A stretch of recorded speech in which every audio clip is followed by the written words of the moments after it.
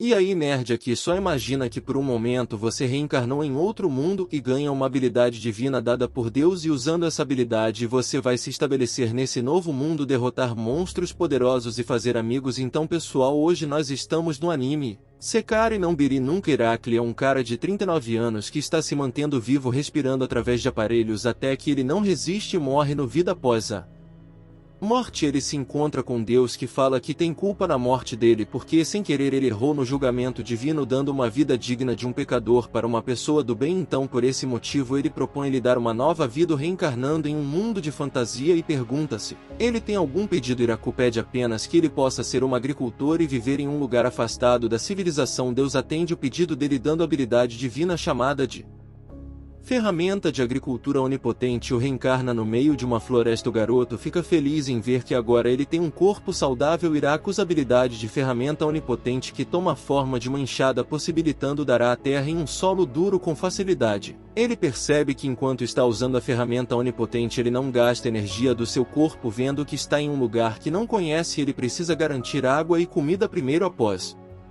passar horas procurando por um rio e não conseguir achar, ele decide se estabelecer perto da maior árvore da floresta. Iraku usar a ferramenta onipotente para tomar a forma de uma pá e começa a cavar procurando por água. Não demora muito para ele conseguir encontrar. Com a água adquirida, ele começa a limpar o local para construir sua base utilizando a ferramenta com a forma de um machado para cortar uma árvore. Ele fica surpreso com a força que ele ganha.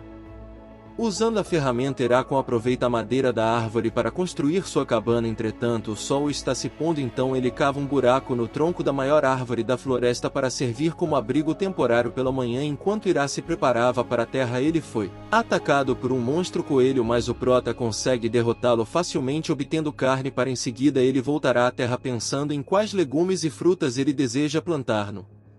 Entanto, ele lembra que não tem nenhuma semente para o plantio, porém já no outro dia ele se dá conta que todo o local que foi arado tem uma planta brotando. O garoto feliz decide construir uma cercava, uma trincheira ao redor da sua base para evitar que os monstros destruam sua plantação. Ele aproveita para construir sua cabana usando madeiras empilhadas como parede. Por não conseguir levantar parede de madeira muito alta, ele cava pelo lado de dentro para ganhar profundidade e finaliza usando casca de árvore como telhado. Do lado de fora ele encontra um casal de lobo e os alimenta com a carne de um monstro javali que ele havia derrotado. De repente a loba começa a sentir dor porque está prestes a dar luz. Ele, sem saber o que fazer, e leva a loba para a cabana porque é mais seguro do que deixá-la dar luz do lado de fora. Para não ficar frio durante a noite, ele acende a fogueira na porta da cabana e, para não incomodar o produto, vai dormir no abrigo temporário. Quando acorda, ele vai até a cabana e ela já havia dado a luz. Como os lobos gostaram do local, Iraku construiu uma nova cabana para ele. Algum tempo depois, a plantação de tomate já estava pronta para a colheita. Os lobos começaram a fazer a patrulha do local, derrotando os monstros que se aproximavam. Então Prota decidiu dar nome para eles. O macho se chama Kuro, a fêmea Yuki e os lobinhos se chamam Korote, Korone e Kurosen. E Kuroion, o deus que reencarnou. O protagonista decide verificar como ele está e percebe que cometeu outro erro porque ele mandou o garoto para uma floresta cheia de criaturas extremamente perigosas. Enquanto isso, Iraku descobriu um fato interessante para plantar utilizando a ferramenta onipotente. Basta ele pensar na fruta, legumes ou em qualquer outra planta enquanto há na terra com a ferramenta, brincando com os lobos.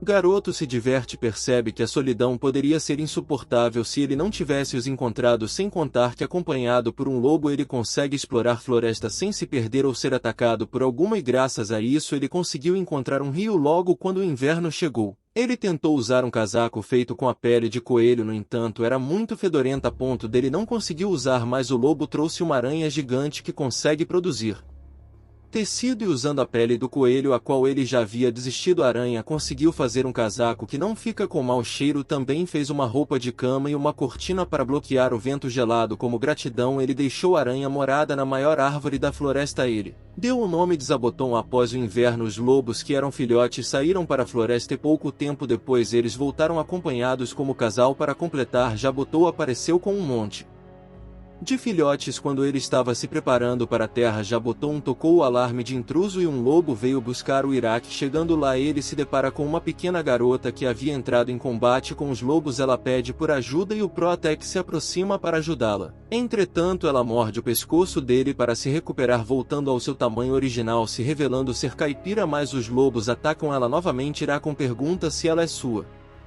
inimiga. A garota responde que não. Então o Prota mande ela sugar seu sangue para se recuperar. Em seguida ele leva ela até sua base. A garota fica impressionada vendo vários tipos de plantas que ela nunca tinha visto. Iracon aproveita e dá um tomate para ela provar. A garota fala que a textura é estranha, mas tem um gosto maravilhoso. Já no final do dia ela se apresenta como Lu. Ela está fazendo uma pesquisa sobre plantas medicinais. Lu conta que está naquela floresta devido a uma pequena briga que ela teve como nobre porque ele estava tentando roubar sua pesquisa, e depois que ela fugiu ele mandou um perseguido atrás dela. O Pronta fala que tem um pedido e pergunta se ela gostaria de namorar com ele. Lu fala que aquele é um pedido muito repentino, e também tem gente perseguindo ela além dela ser uma vampira. Mas o Bruta fala que não se importa, ela toda corada aceita o pedido dele. No outro dia ele pergunta por que ela ficou pequena de novo. Responde que é para sua proteção, porque você vai pensar em fazer nada enquanto ela estiver com aquele corpo pequeno. Sapo tonto com alarme novamente. O Pronta correr até lá para ver o que aconteceu e se depara com uma garota anjo que havia sido derrotada pelos lobos,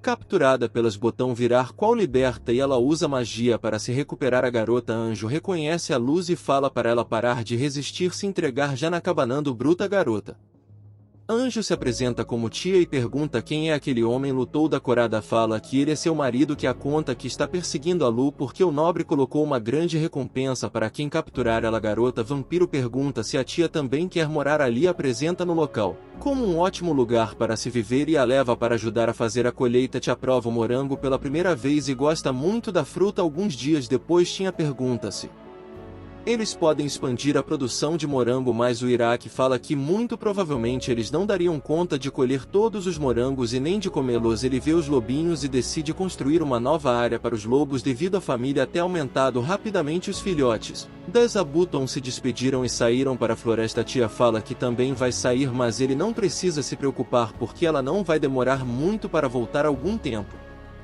Depois ela volta acompanhada por alguns elfas e a pergunta se elas podem morar ali. Tinha conta que todas elas moravam em um vilarejo bem ao norte. No entanto, a maioria do seu povo foi exterminado quando foram arrastados para a guerra dos humanos. Desde então os poucos elfos que restaram estão vagando procurando por um lugar para se estabelecer e chamar de lar. A garota vampiro fala que é uma boa ideia e pergunta qual é a idade delas. Ia falar que a mais velha tem pouco mais de 400 anos de idade, a mais nova tem em média de 300 anos de idade. Ira concorda e apresenta Zaboton e os lobos, o que acaba causando medo, fazendo ela desmaiarem de imediato. Para outra, cortou algumas árvores para ajudar elas a construir sua própria casa e não demorou muito para terminar. Logo elas se acostumaram com ele, ajudaram na melhoria do local. Lhe fala que agora que elas se estabeleceram, a única coisa que falta é repovoar seu clã após um dia de colheita. Lhe pergunta se elas podem usar o trigo para fazer pão. O Prota responde que sim, todas elas trabalharam juntas para preparar o pão. O garoto fica feliz em comer pão pela primeira vez depois que veio para esse mundo. Iracon pergunta para Lu se aquela terra onde eles estão morando pertence a alguém. Lu responde que aquela floresta está sob o domínio do Lorde Demônio. Pronta fica preocupado que possa dar algum tipo de problema. Lu pergunta se ele recebeu